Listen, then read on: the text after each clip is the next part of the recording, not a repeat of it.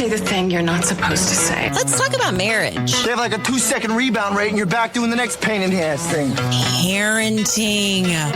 Oh my gosh. They have sucked the pretty right out of me. They treat me like it, and I do their laundry. Lucky me. Sex. I'm caught between two evils. I generally like to take the one I never tried. Scary stuff like ghosts. I know it's totally out of left field, but just go with me on this. Boo, you whore. Love. I give you what you need. That's all. I'm talking about taking care of each other the best you can. What's wrong with taking care of a woman? She takes care of you. Friendships. Wink and her necklace says best friends forever. You sure you wanted to say forever? I don't think you guys will be best friends forever, no offense, but sometimes you grow apart. And maybe she'll find a new best friend. They end up doing everything together.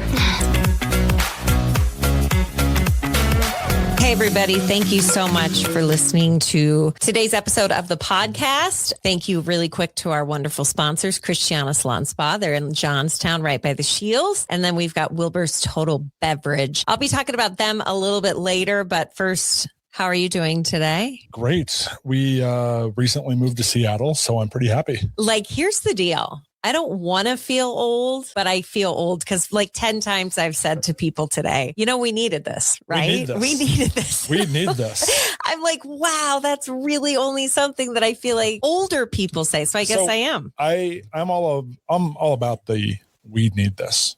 That's great. And desperately and most importantly, for my own psyche. Yeah. The fact that we have green things now is so great. Is like, it makes me happy. Yeah. Everything does look really green. This is how my day started. You ready for this? Oh, we're going straight from happiness and green to, didn't you yesterday talk about how you're going to enter the week with such positivity? I know. Then I get into it and then. But here's my thing. Something always is going to happen. You're right. It's how I look at it. Well, let me tell you about my day.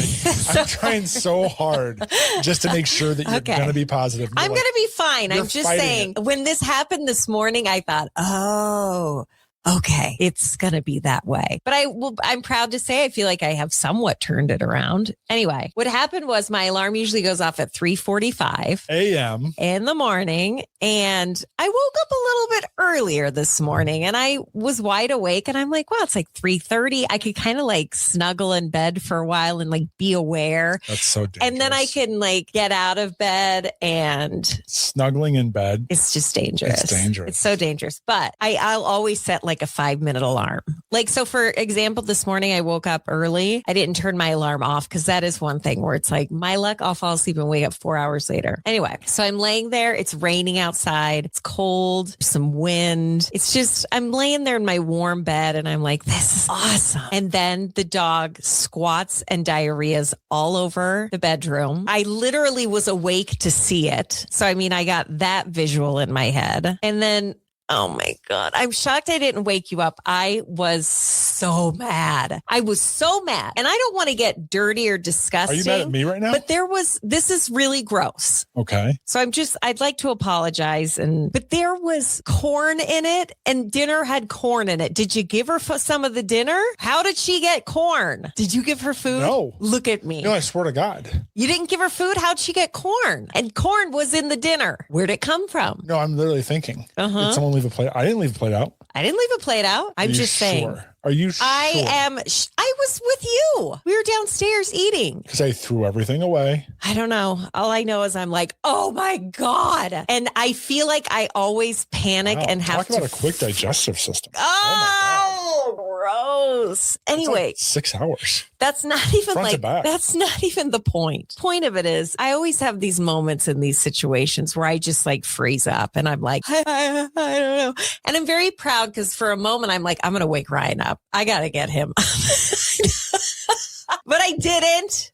But I thought I got a little bit of extra time to lay in bed and just, like start my day off with gratitude. And like, this is great when the dog right in front of me takes a shit. And so I'm standing there and I'm just like, I don't even know where to start.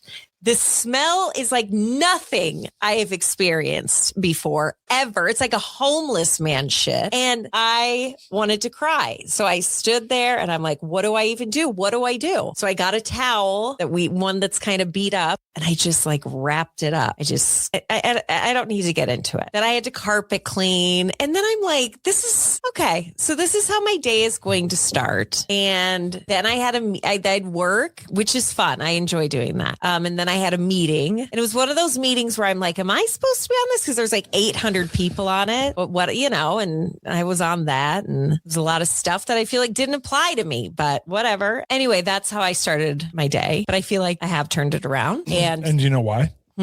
Because you can do hard things. I can do hard, like clean up dog shit at 3:45 in the morning, which is up there. It's really hard, actually. Yeah. But then I think to myself, like, wow, like things could always be so much worse.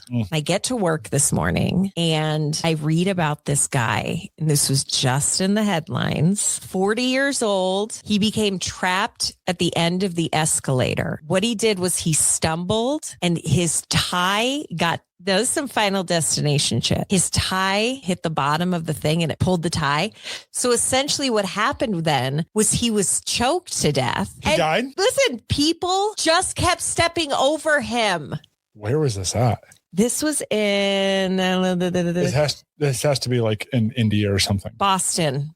Boston? I know, Boston. The victim was 40-year-old Stephen McCluskey. Investigators say he fell at the bottom of an escalator at Davis Station in Somerville back in February. His clothing became caught in the moving machinery. Surveillance footage reportedly show him struggling while multiple people just stepped over him and walked by. He was struggling for quite a while. It took 18 minutes of this guy struggling and then suffocating and being dead on the floor for someone to be like, oh my God, I don't think this person's okay, and called 911. 18 minutes. The MBTA, which is the, subway station that this guy died at, an employee reportedly stopped the escalator, but it was more than 20 minutes after the incident began. Tell me that is not straight out of Final Destination. I mean, the guy stumbles, grabs his tie, sucks him in, and then he dies.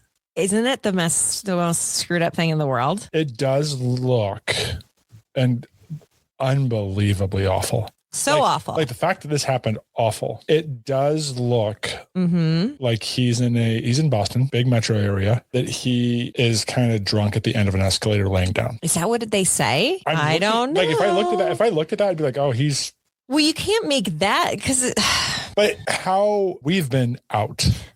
Okay. Yes. We've been out where there is a transient or something. Right. That you've not felt comfortable around. And you try to keep distance. You try not to make Yeah, I get scared. I do. Not make eye contact, I'm such distance, a chicken whatever. shit. Right? And I'm like, okay. Yes. So my point is you try to avoid. Right? I do. I really so do. Can you put yourself in a situation where these people were walking down and just trying to avoid, like, oh, I don't want this person to hurt me? I don't know. 18 minutes. 18 minutes? Yeah. Even if... But think about it. You're by him for 10 seconds. Yeah. Now everyone stands there for 18 minutes and goes, I wonder what's happening. You're literally just like, okay, that person could hurt me. I'm going to move forward like this. Like that's what you've done. So I could see a world where that would be the case for people just being like, oh, I don't want to get hurt. I don't want this to be in my world right now. But yeah, that is unbelievably awful. Isn't that messed up? So investigators are focusing on three things because his family has come out and been like, dude, first of all, you have to have a red coat down there. Do you know what that means? Like an employee. Oh, but the employees, like the British coming over to start a Revolutionary War? No, it's an employee that's just there to keep an eye on the escalator. That's your job. And the guy dies on the escalator. Do you come around the corner from Starbucks and think, oh shit, when you see that people are like gathered around, they can't get him up. He slipped off of his feet, Sade. He slipped off. I know. Isn't this the craziest story? It makes the dog shitting and waking me up this morning not that big of a deal. And he had kids. I know, which is to me an incredibly, the whole thing is just really sad. Now, I don't want this to put any mark on the situation because it's horrible. But his family did come out and say that while it's not official that he was drunk, but his family did come out and they told NBC Boston that he had struggled with addiction in the last few years. So he could have been high. There are also reports that the first responders had to administer Narcan. I always say Narcan while trying to revive him. But that could also just because his heart stopped, doesn't that just get your heart popping again? Yeah. I don't really know, but I read this and I thought 18 damn minutes it took this guy to just die. And everybody just stepped around the guy. And I get what you're saying about how I kind of try to go the wide way around things like that. Because I'm afraid of just honestly getting stabbed. That's what I'm saying. Legitimately, I'm not trying to be an asshole. I've been with you. You're not avoiding it. It's a fear of safety for you. And I don't know. I know. I mean, we have to live here forever because if it got to a place where there were homeless people everywhere, like in California on Skid Row. Well, yes. That one area. Yes. Well, it's a big area, Ryan, and it's Skid getting Row, even bigger. And guess what? You survived it. I walked down it one time. We walked and I didn't around. even realize it. I literally didn't even realize it. Your willpower to go see odd places forced you through Skid Row.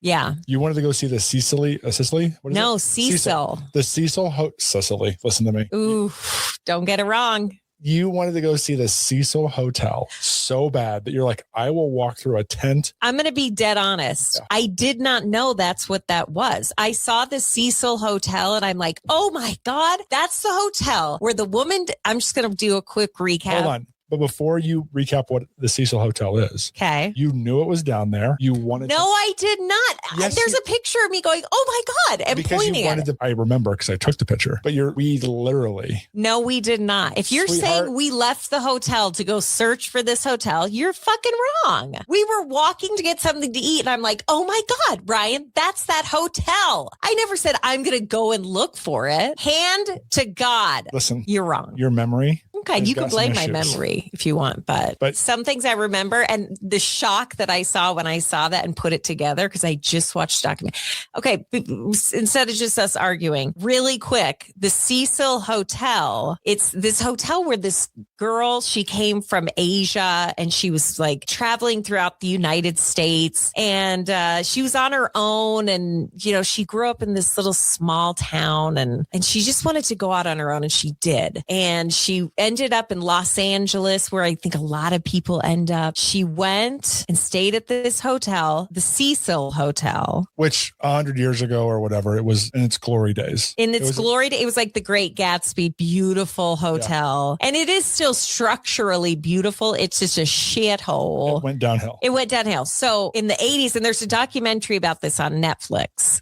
It's about the Cecil Hotel. But in the 80s, it became where serial killers were staying because the rooms became like trap houses. I mean, people were doing drugs and they were doing awful things in this and multiple people died. Constantly people were dying in this freaky ass hotel. And so anyway, that's not even the craziest part of this story. So the craziest part is this girl, we're going to flash forward to early 2000s. This girl leaves her family in Asia and she goes to LA and she happens to stay at the Cecil Hotel. And oh my God, she disappears. But before she disappears, there's footage of her running from the hallway to the elevator. And then she peeks around and she's kind of looking around and she looks kind of scared. Like she's looking for something. Oh my God. And she pushes up against the wall to kind of hide. And then she peeks around. It's really freaky. So then they don't know what happened to her. She goes missing and everyone's like, where is she? What's going on? Where is she? Now we're going to flash over to other people staying in the hotel. There were some backpackers from Sweden and they're like,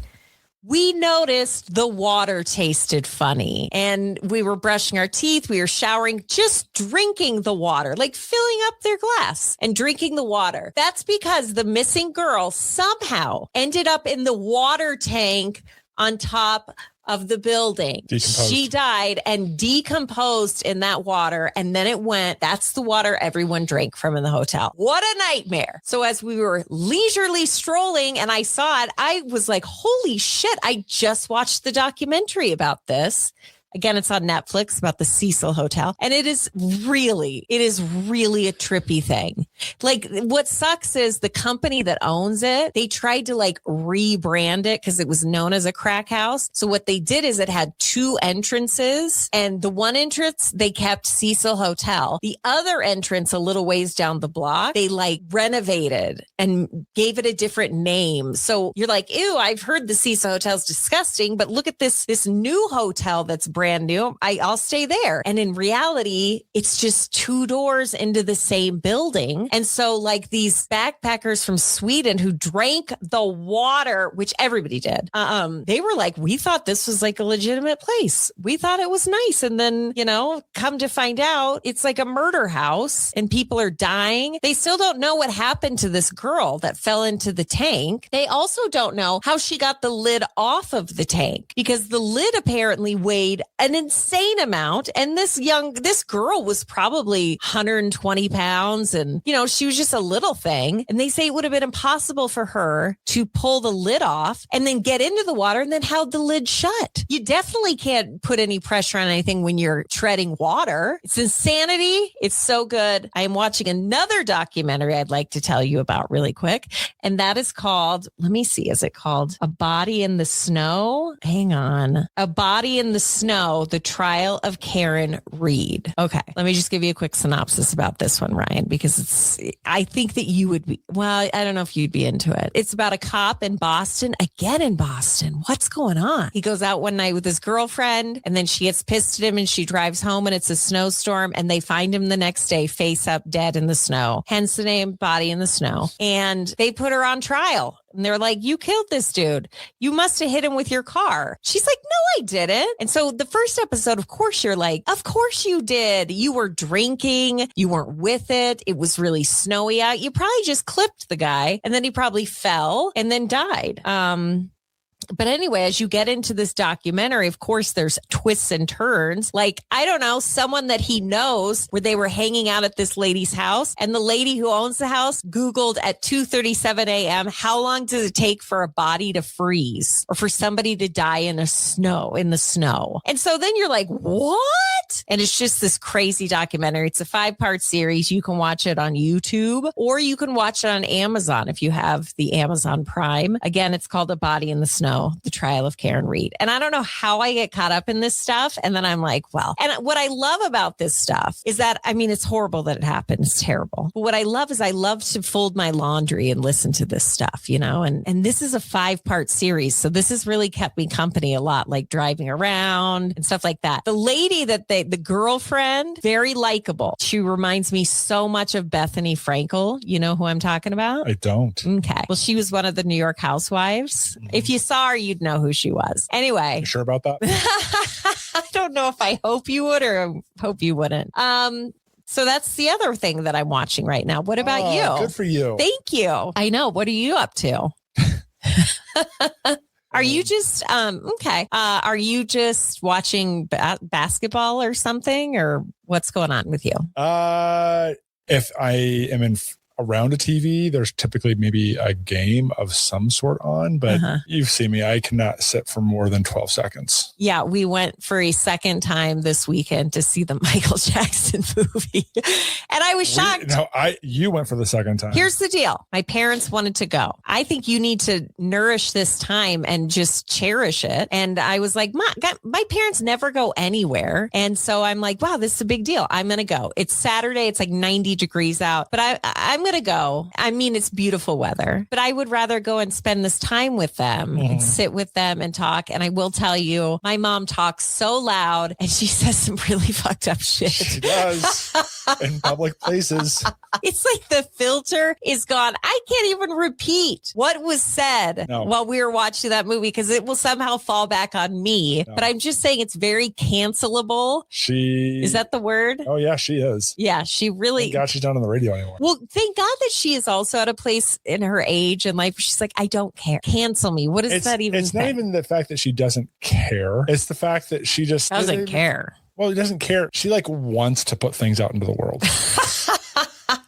Yeah. Do you know what I mean? No, it's not true. like, this is who I am. She's all like, this is who I am. This person is ugly. And this is what you need to believe, person. Oh, she does that. Do you know what I mean? Yeah, she asks me if I've woken up yet all the time. Yeah. Every time I'm with her. That's why, it's really fun to go to a movie because it's like the movie does all the talking and I don't have to get yelled at. She still finds a way. Anyway, so we went yet again to see the Michael Jackson movie. You liked it. Yeah, that was my first time seeing it. And I will say I was stunned by how much he was like Michael Jackson. I know. Like, I was like, holy, this is impressive. Yeah. The singing, it's the insanity. dancing, the moves. You forget it's not Michael Jackson. You forget it's not Michael Jackson. Amazing. This kid needs to win an Oscar. Especially towards like the end. Like, you could see like the adolescence Michael Jackson. Like, okay, but like, that wasn't my Michael Jackson. My Michael Jackson was like later. Yeah. Right. Yeah. And so when he was doing like the bad stuff, he did bad stuff. They didn't talk about that. But the song and the tour. They alleged that. Allegedly he did bad stuff. When he was doing something, I'm like, is this footage of him doing it? Or I know. Is this him? It is amazing. And wouldn't you say it's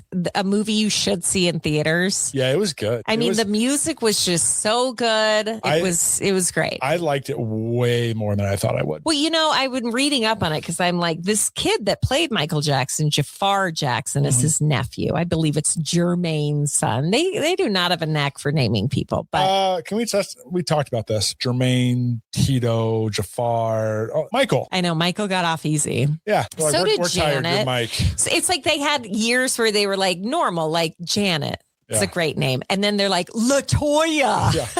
We're like, those were the acid years. It's like, wait, did one year the mom pick and she was super mellow, like Janet, Michael. And then the other one comes in. That might be it. And be like, where Jermaine. the spouse chooses a name and then you get the next one. And they're like, listen, this one is Jermaine and Tito. Yes. And this one's Michael. It's a mess, but it's such a good movie. Yeah, but no, I enjoyed it. The part where his head lit on fire, you were in the bathroom, which pissed me off because that part when he was filming the Pepsi commercial, that's what they say really kicked him into because it shows in the movie pain meds that he really doesn't want to take any medication. And then he got all this nerve damage from his hair lighting on fire filming that Pepsi commercial. And they say that was it. After that, he had to take the medication because it hurt so bad. Yeah. And but the way they did it was very interesting and excellent. And at that moment, I forgot it was about to happen. And Murphy's like, I go to the bathroom. And I'm pretty sure she didn't even have to go to the bathroom. Isn't that what you reported back? She's much like me. She's like, we got out to the bathroom. And she's like, I just want to go walk around. Oh my God. And you missed the part where his hair lit on fire. Oddly enough, I knew what happened. Oh, but you need to experience it. So anyway, I was reading about this movie this morning while I was at work because I'm like, this kid needs to win awards for this. Because again, you completely forget that you're not watching Michael Jackson. Yeah. It's just like, holy shit, this is Michael Jackson. Sounds like him, looks like him, dances like him. I mean, just amazing. This kid needs to win awards. Now, but I will say this was a movie that was endorsed by the family. That was endorsed. Okay. So here are some reasons why I'm confused. But it was endorsed by the family. Yes. It appears that this might be the first of other ones that are about to come out. Like there might be more Michael movies, the way that was set up. Right. That being said, comes off like a really likable figure that you feel bad for. And this is where there are lots of mixed reviews because a lot of people love this movie. And there are some that said this is a sugar-coated version, which I don't think they sugar-coated how he grew up, like that was the whole rough. movie. Yeah. The movie was him growing up. Yeah. And let me tell you, it was rough. Thriller, and it wasn't like Neverland. It did allude to that. It alluded to he's going to build Neverland, but it was like, hey, Jackson 5 put out Thriller. I wanted to go out on my own. That's essentially what the movie was about. Yeah. Right. So that whole period of his life, you were like, can someone really take care of Michael? Man. I know. But then I was thinking to myself, would he have not been Michael Jackson without that horrible experience? And it shows like throughout his life how kind he was, and he would go to hospitals and sit with people. And when he sued Pepsi and he got 7 figures in a settlement, and he turned around and gave it all back to the burn unit where he was treated. every single dollar. So anyway, but yeah, I've read that it's probably not going to win awards because it is so controversial how they did it. Now, this is where I'm confused because, originally it was filmed where it did include some of that stuff, the darker stuff with Michael Jackson. They ended up spending, I think it was $10 million in reshoots because the family was like, no, we do not want that out there. And of course, Jafar, his nephew, part of the family is playing Michael. So they kind of got to do what they say or else you don't have a Michael Jackson. So anyway, that's where I'm like, because at the end of the movie, there's a thing like a banner that says like, this is only her first part of his story or something. Because he had the album History, His Story. Yeah. His story continues was at the end. Yeah. So anyway, so I'm like, what? How are they going to, if they do want to jump into them? And I'm going to be honest, I don't think I will see the second one if there is one because it'll be the disgusting stuff that I don't want to think about. This was like beautiful. It was about music. He took music and changed people. He wanted to give back to the world. Yeah, maybe it's sugar coated. I don't know what happened, but what I'm saying is I left feeling really good. I don't want to go to a movie where then they are like, and then this happened. I just don't. I just don't want a part of that. But how are they going to, if the family's not into the idea, then surely Jafar, the nephew, wouldn't be into the idea. And if that's the case, how are you going to get an entire second movie with all the shitty stuff? I'm just really happy that it ended how it did. And maybe my head's in the sand. I don't know. But watching that movie, you really just want to hug him. Be like, it's okay, buddy. Yeah, you did. But it goes, that's what I started thinking is when someone is exposed to what he was exposed to. Yeah. Right? Yeah. And yes, he did bad things, allegedly. And you probably, if he did those things, something should have happened to him. There should have been a legal proceeding. All of that being said, feel bad for him. Feel bad for him, Not trying to victim shame. I don't really even know much about that because he was going through all that molestation stuff and he went on Oprah. And I remember that was like, I was like pretty young. I was not old for that. And so I remember a little bit of that, but I'm not like well read in the whole situation, but I loved the movie. I would see it for a third time. What do you think about that? I've gone to a lot of movies lately, which is just weird, but I love to go to the movies. I went and saw Hokum. Then I saw Michael twice. I want to go see Obsessed. I may go by myself during the week before Murphy gets out of school. But you won't go see Top Gun in theaters with me. I never said I wouldn't go see Top Gun. You didn't, but you didn't say you would. Because I said, we should go see Top Gun. And you go, oh. When do you want to go see Top Gun? Go ahead. Pick a time. Here's what's going to happen. He's not going to do shit. And here's the deal. I'm not going to go by myself to go see Top Gun. I'll go by myself to see Obsessed. Which one would you rather see in theaters? Because they're both Obsessed. I almost got my sentence finished. Top Gun or Top Gun Maverick? Top Gun Maverick. Why? Because I think that Miles Teller's handsome. Oh. And I think that the first one seemed so hyped up. And then I watched it late in life and I'm like, this is annoying. He treats this girl like shit. And rather than her walking, Kelly McGillis, rather than her walking away with dignity, she chases him and he keeps ditching her. And so the whole movie, Ryan was getting annoyed, but I was like, what is she doing? Why is she doing this? He doesn't want to be with you. This is getting ridiculous. Now, the second one, I thought that was good. Also had like kind of a happier ending, I thought. So the first one. What do you mean? The first one had that one guy die. Goose? He died in the middle of the movie. I don't give a shit. That's the first movie. The second movie, no one died. No one died in the second one. Did any of the good guys die in the second one? I don't think so.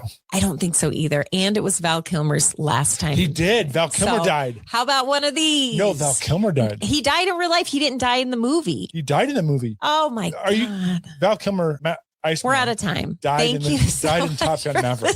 Okay, but what I'm saying is it was Val Kilmer's final movie. That's also something that made it really special. Oh my, can we please go on a Val Kilmer marathon? Well, Top Gun. Mm-hmm. Willow. Never seen that. Tombstone. That's great. Tombstone might be the best movie of all time. It's so good. It's so good. Anyway, we're running overtime. Thank you so much for listening, everybody, to today's episode of Still Awkward with Sadie. Want to give a big thank you to our wonderful show sponsors. That's Christiana Salon Spa, number one. Make that appointment and go get refreshed. We're about to head into summer. Maybe you're a teacher. Well, I got news for you. If you're a teacher, you need to go and get a massage or a facial or get get like a tune up on your hair because you're tired because you've been taking care of everybody else's kids. That's got to get so hard. Oh my God. I feel like by November, I'd be like, I hate this. I hate this. And I hate these kids. But that's just me. Maybe you're just like a really giving person and you need to go get spoiled. Or maybe you are more like me and you need to go to the liquor store. That's Wilbur's Total Beverage. You see, I got you all covered from all sides. Wilbur's Total Beverage is family owned and operated, locally owned and operated, and they're located in Fort Collins, right off of College Avenue. Be sure to go in there. And you know what? It's a great place to get gifts for your friend that's 21 and up, obviously,